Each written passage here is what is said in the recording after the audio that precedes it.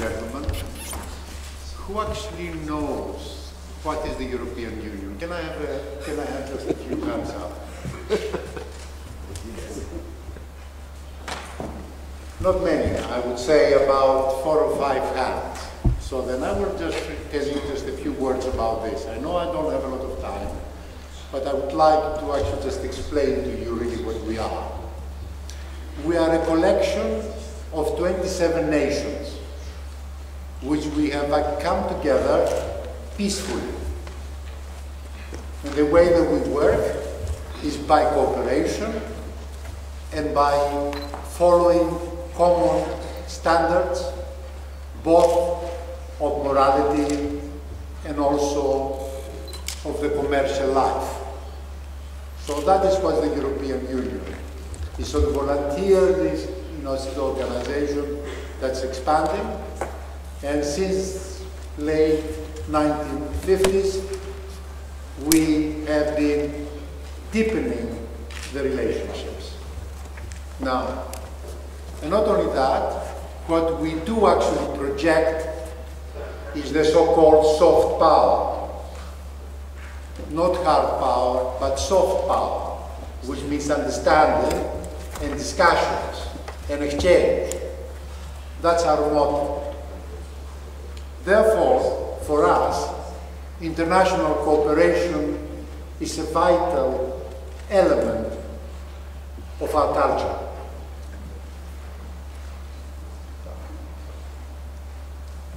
Now, we have visions. How do we see our society in 10 years, in 20 years, and so on and so forth? Another moment, we have the vision for the 2020. And there are a number of elements in this particular vision. The first one is smart development. That means in the cutting edge of technology. The second element is sustainability. That means we want to use the resources in such a way that we don't actually deplete them. And the third thing, which is important for us, is an inclusive society, the so-called European social model, which is based on the fairness and the distribution of wealth. Now, the vision of the 2020 sets up certain elements about some employment, innovation, education, social inclusion, and the climate and the energy aspects. That means we're really tackling most of the challenges of our new age. The part of that particular vision, what we have, there are 7 flagships. That means 7 policy directions. There is one of them, we do call it the digital agenda for Europe. Now, why do we have the so-called digital agenda? Because the ICT sector, it is responsible for 5% for the European GDP, with a market value of 660 billion every year. And it does contribute to the productivity, of course, of the European enterprises and society, 20% directly and 30% indirectly. And the purpose of all that, why do we want to actually use ICT? Because we believe that the ICT will help us to actually deliver sustainable economic and social benefits. Now, what are some of the priority areas of the digital agenda? And now what you can see there, they are most of the challenges that we all are fully aware of. Most important thing, of course, it is standards and interoperability. This will create synergies, and it will actually save, some more resources.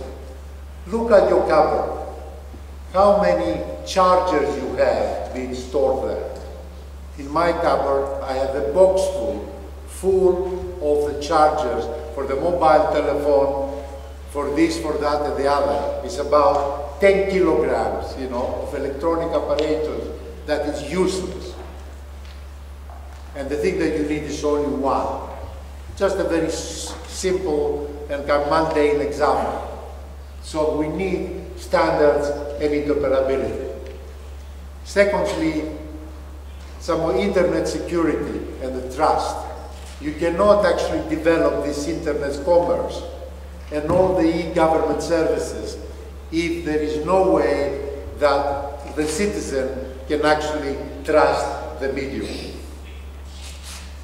And we have social problems, the aging population, some of the health problems as we get older, the population gets older, some of the diseases that become much more actually prevalent. Therefore, in that respect, we can actually use the ICT to assist us solve these particular problems. And of course, we want to have a single market in Europe, a vibrant single market, and fast internet services. And of course, finally, we want to make sure that enough money goes into the research and development. Now, some of the targets that we have, we want to make sure that the spending in Europe for RTD in ICT, it will go to 3%. At the moment, we vary in the various countries of Europe. Scandinavia, for example, they do spend 4 or 5% on research. Some of the new member states, they do spend a fraction of 1%. Because, don't forget, we are a collection of different countries with different stages of development. Therefore, what we want to do to actually bring out some of the ones that are actually developing faster, so that we will become almost equivalent. We want to actually double the sort of the spending from 5.5 billion a year to I think about 11 billion a year. This one is the public spending, but of course, public spending does not solve the problems. We need to have companies to actually spend more. So from the 35 billion at the moment, we want to have double that, 70 billion from the commercial sector. And of course, we want the development of the young researchers. At the end of the day, we want to pool the resources together so that we will have a faster development. As we did mention before, why ICT? Of course, impacts on this business efficiency. It's an important sector. ICT is everywhere. So I think without these particular technologies, societies, they will develop slower, and facilities, they will become less. And of course, ICT underpins every possible innovation that you can think of, in every sector. And it does provide social comfort. It provides services. Now, the 7th Framework Program, it is one of the pan-European instruments that we have to finance and to facilitate the research activities. And then you will ask, why does the European Union do that? Why does it spend that amount of money? Because we believe that for us, as a continent, to actually prosper, we need to compete, and at the same time also to cooperate, the so-called compete, cooperating while we are actually competing. And in that respect, we need somehow to get some of our industries to spend more for research and development. And of course, we want the research to actually get some of the products that they will be utilized for the benefit of society. Because at the end of the day, technology by itself is not the target. The target is the welfare of the citizens. That's at the end of the day what really matters. Now, what you will ask, we say all these things, but how do we achieve them? They sound nice. Can we achieve them? Well, what do we see it? We see it in a very simple way. We believe that if we put enough of the efforts into the education system, from the primary until the PhD development, then you have the basis by which you can actually generate knowledge.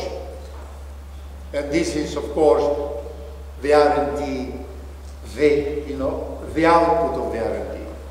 Putting money into knowledge, actually transforming money into knowledge. And then when you have knowledge, you do put innovation and you produce then the knowledge into money.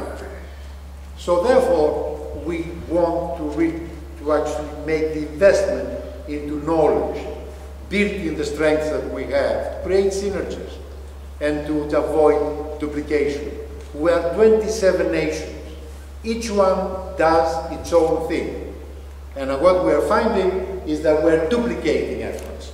And therefore, some of the purpose of my organization, which the European Commission, is very simply to make sure that there is no duplication, certain amount of duplication for its good, but to actually minimize duplication.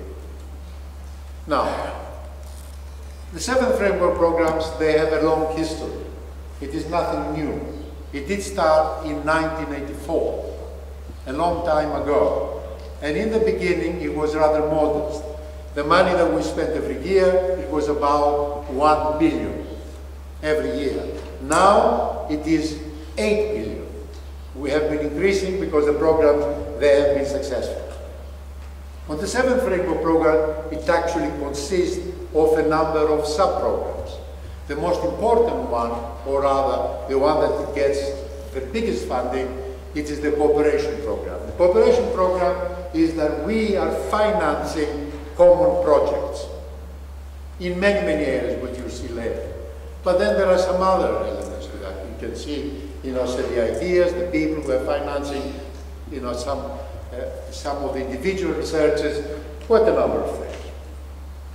Now, what you can see here in this slide, you can see some of the areas that we have financed under the 7th framework program. It includes almost everything. Everything that you can think of, it's included. The most important is the ICT technologies, because as I said before, is that it is pervasive, it's everywhere. And if you look in the ICT program itself, it consists of 2 elements. It consists of the one which is vertical, you can see it into your left-hand side, which is some of the building blocks of technology, and then you have the horizontal side, which is the applications. And in the last application, the ICT for the learning and the cultural resources is the thing that you have an interest here. And that is something, a program that we do spend 100 million. It actually takes 4% of the budget. Now, we believe the culture is important. We in Europe are proud of our culture. We have a number of unique cultures. They're very, very different, but very, very unique. And therefore, we do the research to actually preserve them and to also enhance them.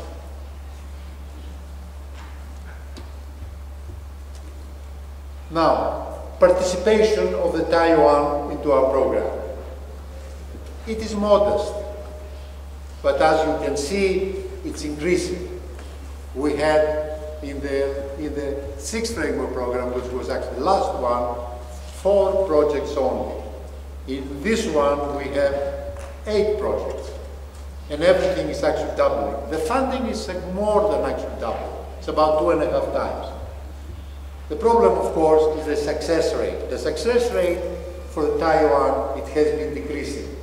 It is 22% at the moment from 31% before. But 22% is not small, because the average success rate, it is between 10 and 20%. There is a lot of demand for our funds. And the funds, they will be allocated on the basis of a peer review evaluation and on excellence. This is not a kind of a social program.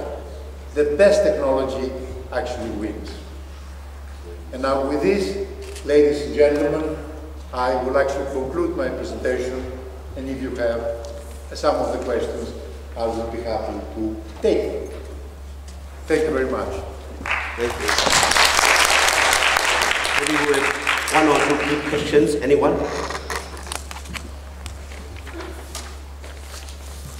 No question, everything was absolutely clear. Is that right? I'm so proud.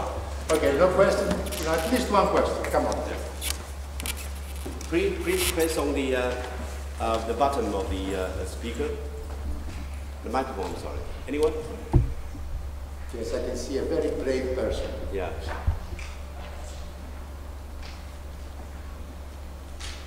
Silence. Okay. I learned so much from you, so I'll be able to answer questions for you. Okay. Thank you. Thank you very much. I think this one's you.